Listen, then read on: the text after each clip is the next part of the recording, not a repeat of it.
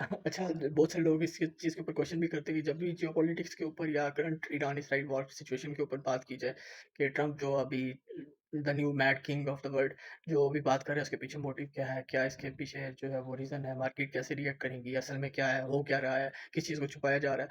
तो बेसिकली सारे लोग पूछते हैं कि कहाँ किस चीज़ को आप फॉलो करते हैं? बेसिकली कैसे प्रेडिक्शन करते हैं? बेसिकली इसमें 2 पार्ट्स होते हैं इसके, एक तो टेक्निकल होता है, मार्केट कैसे रिएक्ट करेगी, टेक्निकल इंडिकेटर्स क्या कह रहे हैं, वो तो हमने पिछले 7 साल में जो है वो यही चीज़ सीखी है।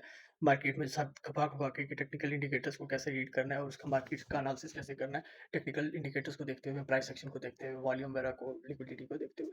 लेकिन इसका एक और पहलू आ जाता है जिसमें आपको फंडामेंटल एनालिसिस करना पड़ता है, जिसके लिए आपको न्यूज़ आउटलेट्स के ऊपर जो है वो रिलाई करना पड़ता है, किसी एक मीडिया चैनल या किसी एक ऐसे कमेंटेटर के ऊपर या किसी ऐसे पर्सन के ऊपर जो आपके सामने ब्रेक आउट करे चीज़ों को और आपको बता सके कि यार what is really happening right now, क्योंकि जो चीज़ आपके सामने शो की जा रही होती है, जैसे कि अब रिसेंटली हमारे सामने जो ये नया ट्रम्प ने अनाउंसमेंट किया है कि on the request of Pakistan I have ordered my military to hold on the operation freedom. तो इसके बारे में हमें पहले ही पता था, और कहाँ से ये इन्फॉर्मेशन मिलती है, बेसिकली मेरा पॉइंट ये था। वो कहते हैं ना, घर की मुर्गी दाल बराबर। अगर मैं आपको बताना शुरू करूँ यहाँ पे कि मैंने एक्सियोस से इन्फॉर्मेशन ली, जैसे मैं लेता हूँ एक्सियोस, बेसिकली रॉयटर्स, एक्सियोस, इन सारी मीडिया आउटलेट्स को जो है फॉलो करना ज़रूरी है। लेकिन एनालिसिस के लिए मैं आपको ऐसे बंदे की तरफ रेफर करूँगा जिस बंदे को, जो बंदा कोई जॉन नहीं है, कोई स्टीव नहीं है, कोई जो है वो क्लिंटन नहीं है, वो बंदा पाकिस्तानी है। ख़ास तौर पे आजकल के पाकिस्तान के जो गवर्नमेंट है वो तो उनको नहीं पसंद करती, लेकिन I find that person very intellectual.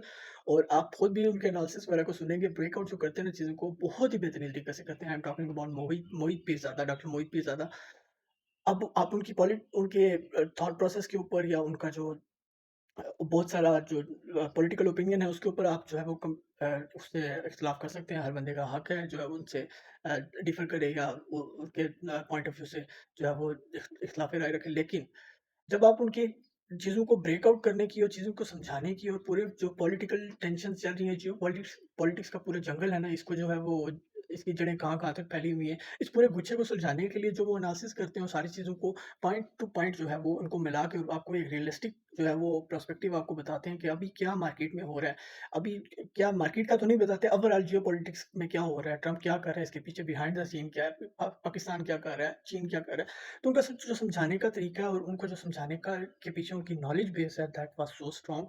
और अब मैंने आपको इस वजह से जॉन या स्टीव या बैनन की तरफ रेफर नहीं किया, क्योंकि वो जब इस मार्केट का एनालिसिस करेंगे, अभी किसी सिचुएशन का एनालिसिस करेंगे, तो वो इस टाइम बहुत ज़्यादा ओवर एक्साइटेड, कुछ लोग ओवर एक्साइटेड हो गए और कुछ लोग ओवर जो है वो सैडनेस में चले गए। ड्रामेटिक सिचुएशन है इस टाइम जो यूरोपियन प्रेस या अमेरिकन प्रेस की।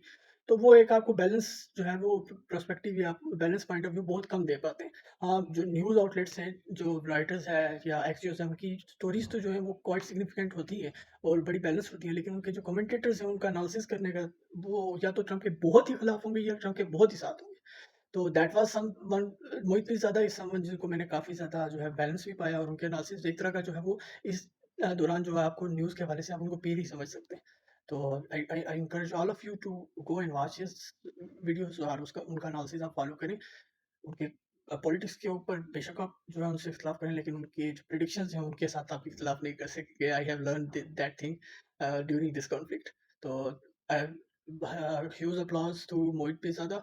ही has done a quite well job. उन्होंने तो मुझे तो कन्विंस कर लिया अपने जो है वो एनालिसिस के साथ, तो होप सो आप भी हो जाएँगे। बाकी अगर आपने और पाकिस्तानी एंकर्स को देखना है तो I will recommend Najam Sethi, उनका भी काफ़ी अच्छा होता है। बाकी जो है वो इंटरनेशनल पॉलिटिक्स के ऊपर उस तरीके से हाँ, डॉक्टर शाहीन मसूद जो हैं वो भी हैं, लेकिन वो ज़्यादा ओवर हाइप कर जाते हैं। तुर्किया, पाकिस्तान और कतर, इन सारी वो इस्लामी दुनिया, इस्लामी उम्मा को ज़्यादा जो है हाइप कर जाते हैं।